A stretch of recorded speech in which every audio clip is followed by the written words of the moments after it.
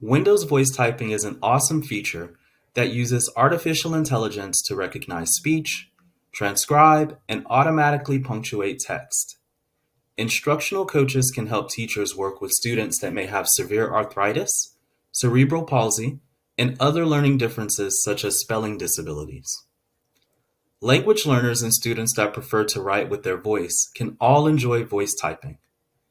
To activate it, all you need to do is to press the Windows button and H when you are in a program which requires text. For this demonstration, let's use Word.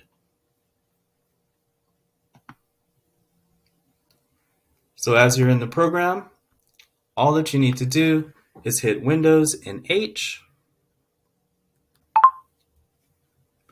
An instructional coach is an incredibly important position that requires actively listening to educators, determining their needs, and then coaching teachers as they engage in this very meaningful and impactful work. As you can see, it automatically corrected any errors, and that's all that there is to it. I'm pretty sure that you'll find this useful as you work with teachers to increase student success.